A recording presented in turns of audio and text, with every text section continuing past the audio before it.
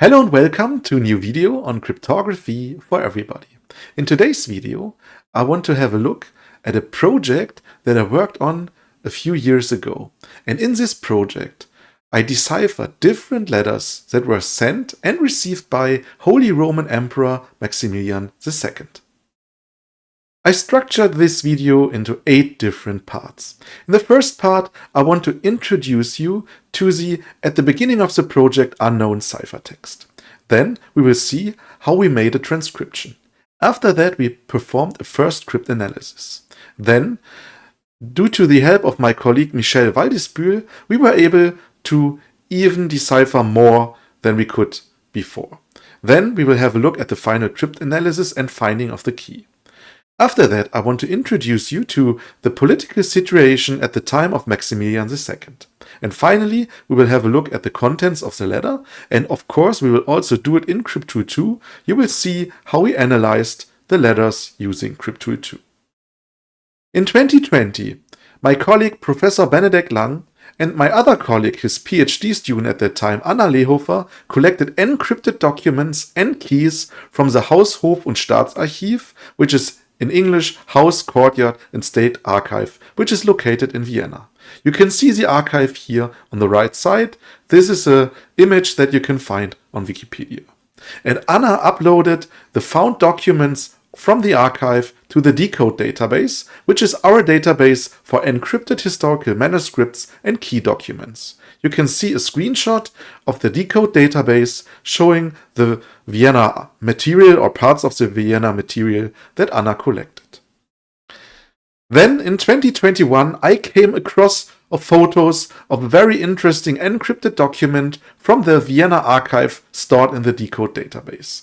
You can see a part of that encrypted document that I found in the database, which was collected by Anna. And the document I was really interested in solving had 8 full pages full of ciphertext and a 9th page with only 2 small lines of ciphertext. In the database, it was dated into the 17th century. This was done by Anna and Benedict Lang based on the information they got from the archive. At the time I found the document in our database, there was no transcription. A transcription is a machine-readable text file available. The cipher that I had my hands on at that time contained a total of 79 different astrological signs, Greek letters, and esoteric symbols. These were the ciphertext symbols. Here you can see an image of a graph showing the most frequent of these symbols. Additionally, a few Latin words in clear text can be read in some parts of the document. Here is an example. You have the ciphertext letters as shown above, and then you have in clear text a word. In this example here it's benigni. And then ciphertext goes on. To my regret at the time, there was no author, no sender, and no receiver written on the document. So I only had pure ciphertext letters and letters and letters. The first thing I had to do to analyze the ciphertext using CrypTool 2 was to create a transcription. A transcription is a machine-readable text file that I then can, for instance, copy into CrypTool 2. To analyze the document, we need such a text file. As I said, this can only be processed by our analyzers in CT2. And then me and my partner, my girlfriend, we created a first transcription. We did this over several evenings. That was quite interesting, but also really tedious because you have to assign a ASCII letter to each ciphertext symbol.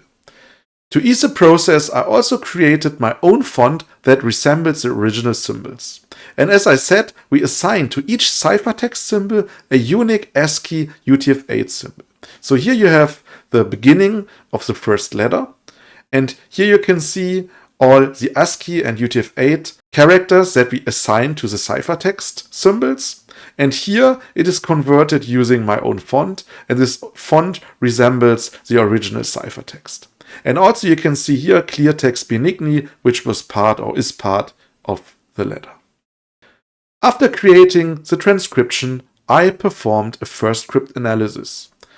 And I started to perform cryptanalysis using the so-called homophonic substitution analyzer, which you can see here on the right side. This is an analyzer that is part of CrypTool 2. And I first tested French and Latin unsuccessfully. Since French and Latin were frequently used in history, especially in diplomatic correspondences, I tested these first, but after these did not work, I tested German. And after some analysis, some more meaningful German words and small phrases appeared in the text. You can see this here, like getreuen. Here you can see Johann, von, this means from, unsern, ours, and so on. And using a semi-automatic approach, meaning the algorithm does a part for me and then I continue with manual deciphering, we were able to read some parts of the text. But the beginning was still unreadable and there were many errors. As you can see here on the right side, we cannot read the beginning here and we still have many errors in the decrypted or deciphered plaintext. And at that point, when I was so far, I knew I needed the help of a language expert. Luckily for me, of course, in the Decrypt project, we have really nice project members and of course we have language experts, so I asked one to help me. And the one I asked was Michelle Waldespül, and she is a professor for German linguistics and language education. She's a historical linguist, specialized in philology, Germanic language history, and she joined the project and of course immediately helped a lot. She improved the transcription as well as the decipherments. So she spotted errors where we merged two symbols to one symbol, but originally it was only two different symbols, and she improved the decipherment. And she helped with what I called the old German, but she said this was not or is not really old German, not the today's, but she said it's not old German. For me it was very old. She's also suspected that the sender of the letter was Maximilian II, which was true, what we found out later when we were able to decipher the first line. We also realized that the Latin words inside the ciphertext are actually nomenclature elements. A nomenclature element is a code word that stands for another word. And benigni, for instance, I remember very well, or benignus, because it's a name of Ernst, the son of Maximilian. Then Michelle found the original key in the decode database. This was really surprising because we didn't expect to have the key, but then we found it. And why could we find it? We could find it because we deciphered enough of the document that we can see the assignments. So we went through all the keys, and these are hundreds and thousands of keys that we have in the database, and we found a matching key that resembled, that was the key that we actually also recreated. And this was only possible after deciphering most part of the cipher. Then also she found the dating of the letter at the end, which was written in clear. We will see this later. And also she translated the old German to modern German. So it was also easier for me to read and understand the text then. Here are the sender and the dating. The sender of the letter at the beginning, you can see here this small line of ciphertext. And why couldn't we at first decipher it? It was really difficult because you had a lot of nulls, these hash symbols. So we used hash to indicate that this is a null, and a null is a meaningless symbol. And Maximilian was, you can say, hidden between a lot of nulls. And since our analyzers put different letters here, and also Maximilian has an X, which is a very rarely used letter in English, it was really, or also in German here, it was really difficult for us to spot that. But after some time and some experimenting, we were able to decipher the beginning of the letter. Also, the dating at the end was quite mean. So what did they do? They used a lot of nulls here, only nulls. And then, as you can see here, they put the date, so the year when the letter was written, between these nulls in clear. You have here 1, you have a 5 here, you have a 7 here and a 5. So the letter was written in 1575. On the right side, I also present a screenshot of a photo of the original key stored in the decode database. On the top you can see the alphabet, Then here you have double letters, and here we have the nomenclature table, and we also have the nulls here.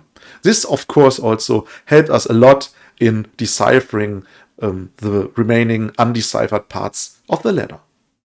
Here you can see the key that we reconstructed using cryptanalysis. So we have the null here. We have all the alphabet letters. Then we have, for instance, SCH, which is very frequently used in German. We have FF, LL, the double letters. And there was a special symbol for the und, which is in English and. And as you can see, the key is not so difficult or not so complex because you have mainly only one symbol, and with a few plaintext letters you have two symbols. Also, the letters I and J share the same ciphertext letters, and the same applies for U and V, and this is typical for ciphers of that time. In the end, while we analyzed the first letter, what we called letter A, we also identified two more letters, which we call B and C in the decode database, which were encrypted with the same key. We had A, B, and C, Chiffren, Schlüssel, Fest, and so on. This means cipher key, and this is the original key used in, I think, the Haushof- und Staatsarchiv in Vienna. After finishing the work on the first three letters, we identified two additional letters that we then called D and E, and these were encrypted with a different key. So we had to start from the scratch with these two letters here to decipher these. On the right side, you can see a transcription of one of the newly found or next found letters here, and how they are decrypted using the substitution component, and here is part of the key of these two additional letters. In the end, we were able to decipher 95 of all 5 letters. Unfortunately for us, some nomenclature elements are still missing because we didn't find the original key for the 2 additional letters. We found another key that was very similar, but that lacked of the nomenclature elements. These are still missing in these 2 letters here. Now let's have a look at the political situation at the time of Maximilian II when the letters were written. And we have to start with some politics here, and with a country that does not exist anymore. And that is the Polish-Lithuanian Commonwealth. The Polish-Lithuanian Commonwealth was a federation of Poland and Lithuania which existed from 1569 to 1795. And as you can see, it was a very large country, and it consisted of what today is Poland, Lithuania, parts of Ukraine, and so on. And it was ruled by a common monarch in real union, who was both King of Poland and Grand Duke of Lithuania. And what was really interesting for that time is that approximately 40,000 nobles casted a vote in what was to become a centuries-long tradition of a nobles' democracy, which was also called the Golden Liberty. So it was one of the first democracies. Not everyone was able to vote, only noblemen, but still it was one of the first democracies in modern Europe, you can say. Of course, there are older democracies in ancient times, but for that time in Europe, it was really an interesting state, I would say. On 11th May 1573, Henri de Valois was proclaimed King of Poland and Grand Duke of Lithuania in the first royal election outside of Warsaw. You can see Henry III of France here. This is Henry de Valois, who was king at the time. Then in 1574, King Charles IX of France died. That was a brother of Henry. And Henry decided to secretly leave Poland and return to his homeland France. And Henry was then called by the nobles in Poland, Lithuania, called to return to Krakow before May the 12th, 1575, to remain king. But Henry was crowned King Henry III of France in Reims in May 1575.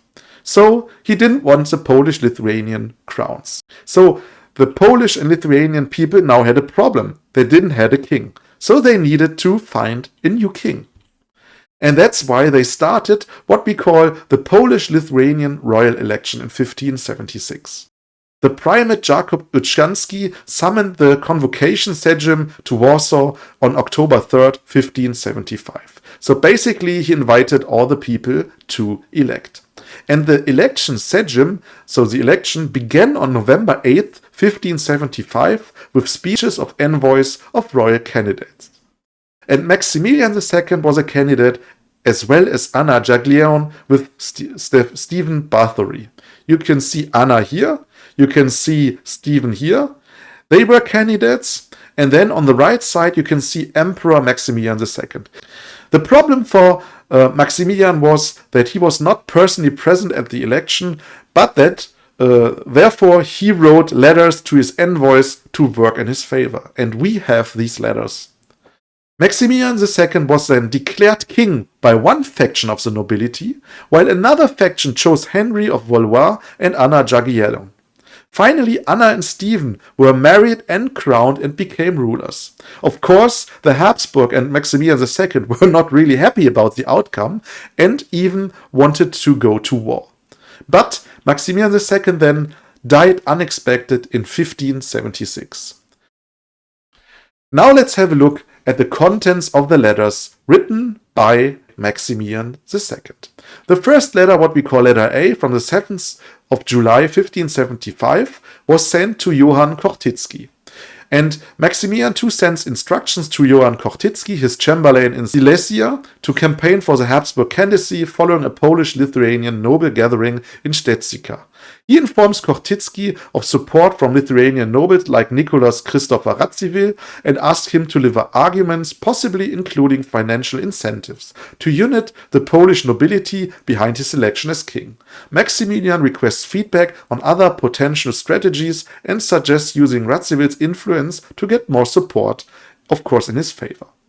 Then we have the exemplar letter to the ambassadors from the 24th December 1575. Written in Vienna, what we call letter B. It's a template letter, and this template letter likely sent to various ambassadors shows Maximilian's reaction to the divisive situation in Poland after the contested election on the 12th of December and Stephen Bathory's subsequent election on 15th December.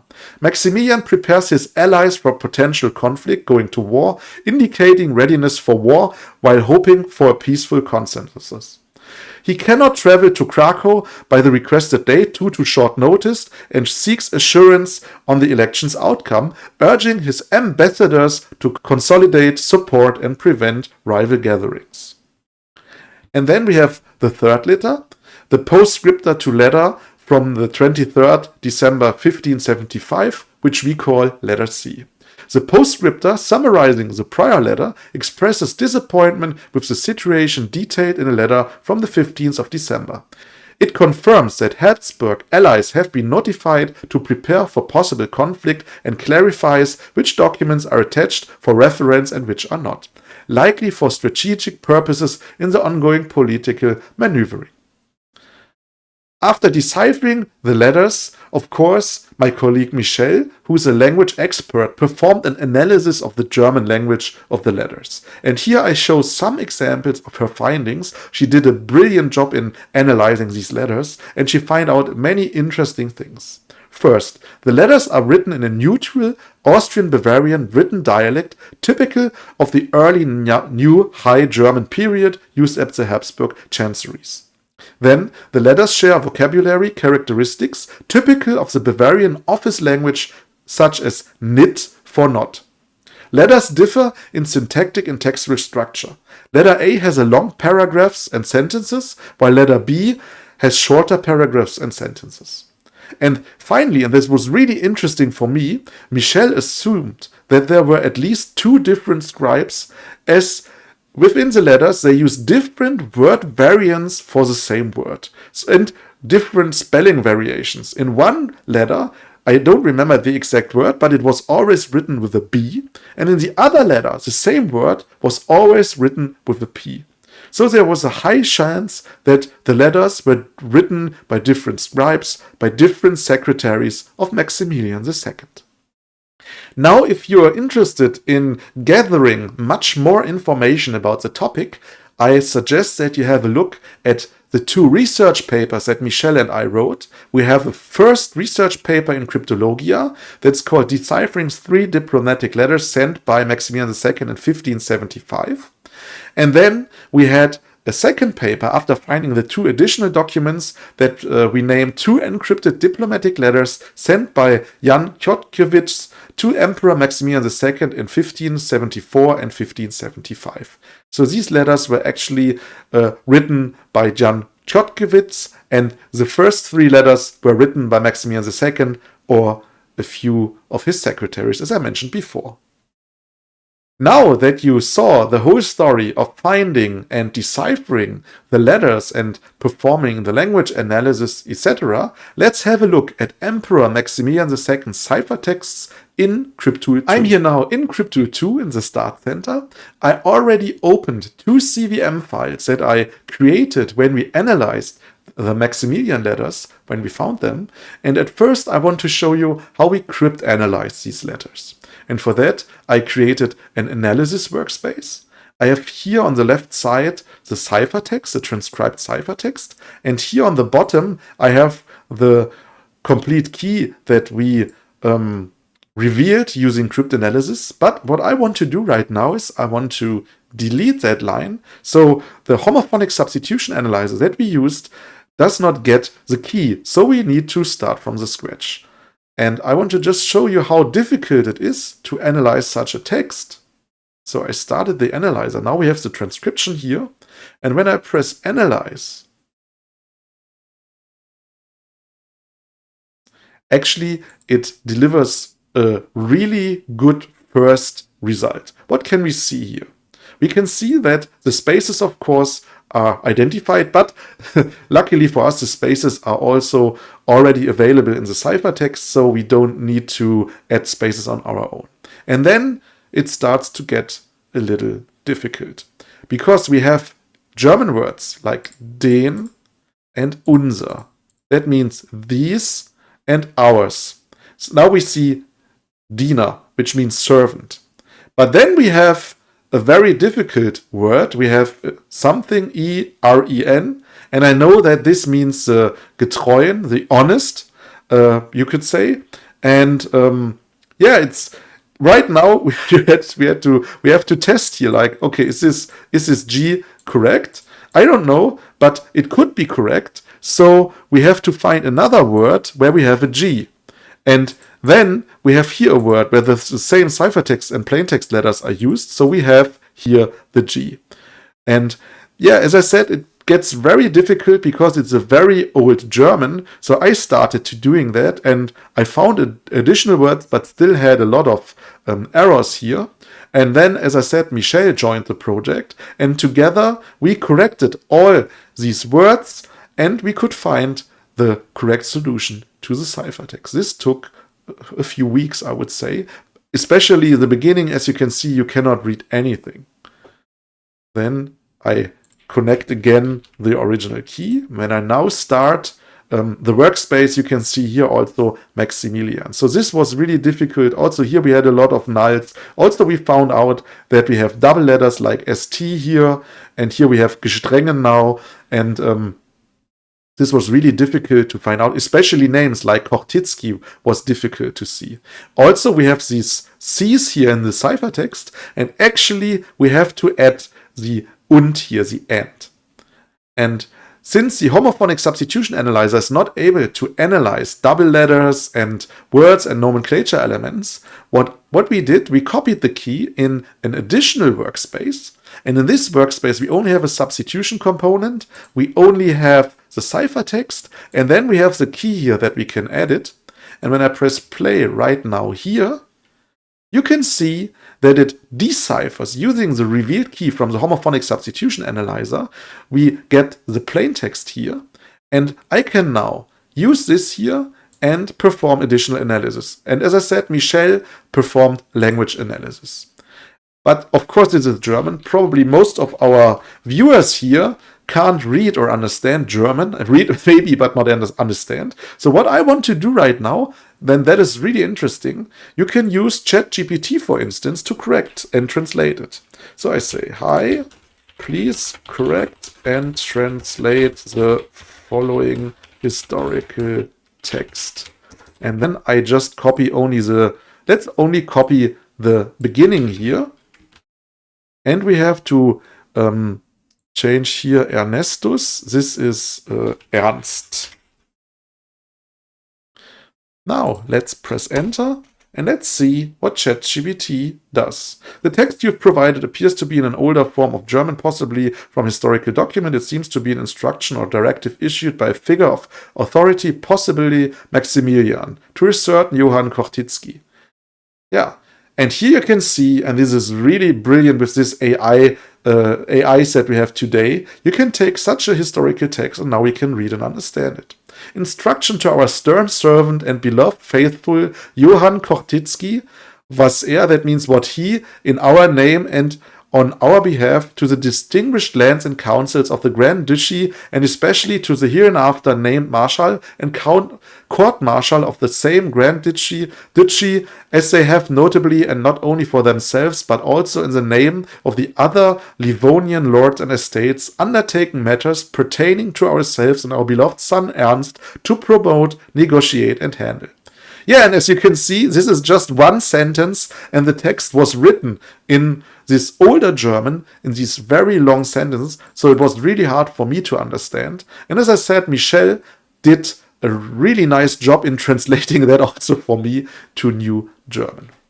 Now you saw a really interesting project. I really liked to work on that. It was really interesting to read the encrypted messages, to decipher them, and these were messages nearly 500 years old, so it was really cool to decipher these, to read them, and then of course to also write 2 research papers about these. Yeah, and I hope you learned something. I hope it was interesting for you to see that, to see some of my work that I do within the Decrypt project.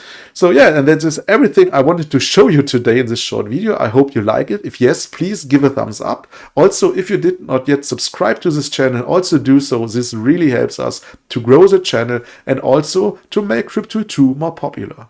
So thank you very much for watching and see you the next time.